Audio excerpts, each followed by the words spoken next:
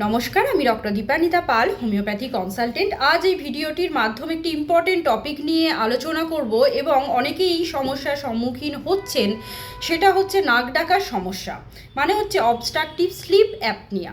এটা কোন কোন কারণে হতে পারে এবং এটা হলে আপনারা কি কি ঘরোয়া পদ্ধতি ফলো করলে আপনারা এই সমস্যা থেকে রিলিফ পাবেন।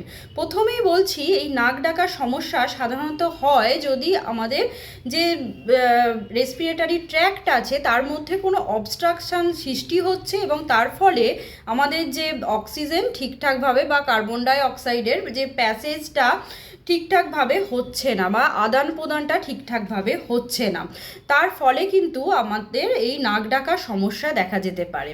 এছাড়াও আমাদের শ্বাসযন্ত্রের পেশি যদি শিথিল হয়ে পড়ে সেক্ষেত্রেও কিন্তু নাক ডাকার সমস্যা দেখা যেতে পারে। এরপর কমন যে ফ্যাক্টরসগুলো এই নাক ডাকার সঙ্গে রিলেটেড থাকে, প্রথমেই বলবো ওবেসিটি, মানে হচ্ছে আপনাদের শারীরিক ওজন যদি অতিরিক্ত হয় সেক্ষেত্রে কিন্তু আপনাদের নাক ডাকার সমস্যা হতে পারে। নাম্বার 2 হচ্ছে ভুল পশ্চারে যদি আপনারা শোন, মানে চিত হয়ে যদি শোন, তাহলে সেক্ষেত্রে দেখা যাচ্ছে আপনাদের নাক ডাকার সমস্যা হতে পারে। অবশ্যই চেষ্টা করবেন এক পাশে কাত হয়ে তারপর ঘুমানোর। নেক্সট যে পয়েন্টটা হচ্ছে, আপনাদের যদি নাকের মধ্যে গঠনগত কোনো সমস্যা থাকে সেক্ষেত্রেও কিন্তু হতে পারে। হয়তো দেখা যাচ্ছে সেখানে কোনো অ্যাডিনয়েডস গ্রো করেছে বা সেখানে কোনো পলিপ আছে বা কোনো সেই জায়গাটা ন্যাজাল যে সেপ্টাল ডিভিয়েশন হয় সেটা আছে, তার ফলেও কিন্তু আপনাদের নাক ডাকার সমস্যা হতে পারে। অনেকের ক্ষেত্রে দেখা যায় যখনই সর্দি কাশি হয় সেক্ষেত্রে একটু ন্যাজাল প্যাসেজে যে অবস্ট্রাকশন হয় সেক্ষেত্রেও কিন্তু নাক ডাকার সমস্যা হতে পারে। তখন আপনারা যেটা করতে পারেন, আপনারা অবশ্যই একটা ন্যাজাল যে স্যালাইন স্প্রে পাওয়া যায় সেটা যদি দেন সেক্ষেত্রে নাক বন্ধ হওয়ার সমস্যাও যেমন কমে যাবে, তার পাশাপাশি আপনাদের প্যাসেজটাও ক্লিয়ার হয়ে যাবে এবং আপনারা নাক ডাকার সমস্যা থেকেও মুক্তি পাবেন। নেক্সট যে পয়েন্টটা হচ্ছে স্লিপ অ্যাপনিয়া। এটা কিন্তু একটা গুরুতর একটা শারীরিক সমস্যা, যার মাধ্যমে আপনারা যখন ঘুমাচ্ছেন তখন দেখা যাচ্ছে শ্বাস প্রশ্বাস বন্ধ হয়ে যাচ্ছে।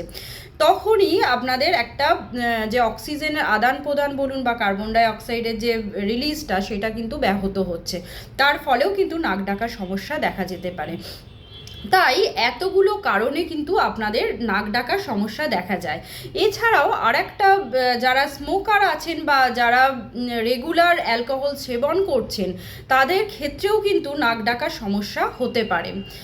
আরেকটা যে কন্ডিশন, যেটা আপনারা ঘুমের ওষুধ খেয়ে যারা শুচ্ছেন তাদেরও দেখা যাচ্ছে নাক ডাকার সমস্যা দেখা যায়। তাই এতগুলো কারণে আপনাদের নাক ডাকার সমস্যা দেখা যেতে পারে। কি করবেন? আমি ঘরোয়া পদ্ধতি বলবো। এছাড়াও যদি সিরিয়াস কন্ডিশন হয় এবং অনেক দিন ধরেই নাক ডাকার সমস্যা হচ্ছে এবং শ্বাসকষ্ট শুরু হয়ে গেছে সেক্ষেত্রে অবশ্যই ডাক্তারের পরামর্শ নেবেন। ঘরোয়া উপায় যেটা ফলো করবেন, আপনারা অবশ্যই ওজনটাকে নিয়ন্ত্রণে রাখুন, কমিয়ে ফেলুন, একটা প্রপার ডায়েট চার্ট করুন বা রেগুলার এক্সারসাইজের মাধ্যমে ওয়েটটাকে আপনারা কমিয়ে ফেলুন। নাম্বার 2, রেগুলার ব্রিদিং এক্সারসাইজ করুন, যার ফলে আপনাদের ফুসফুসের ক্যাপাসিটি বাড়বে এবং যে এয়ারওয়ে যে অবস্ট্রাকশানগুলো আছে সেগুলো অনেকটাই কমে যাবে। নেক্সট যে পয়েন্টটা হচ্ছে, আপনাদের যদি গঠনগত কোনো সমস্যা থেকে থাকে অবশ্যই ডক্টরের পরামর্শ নিন। এরপরে যেটা বলবো, অবশ্যই অ্যালকোহল সেবন এবং স্মোকিং থেকে বিরত থাকুন। আর একটা যে কন্ডিশন, আপনারা যে চিত হয়ে শুচ্ছেন আপনারা পাশ ফিরে শুন।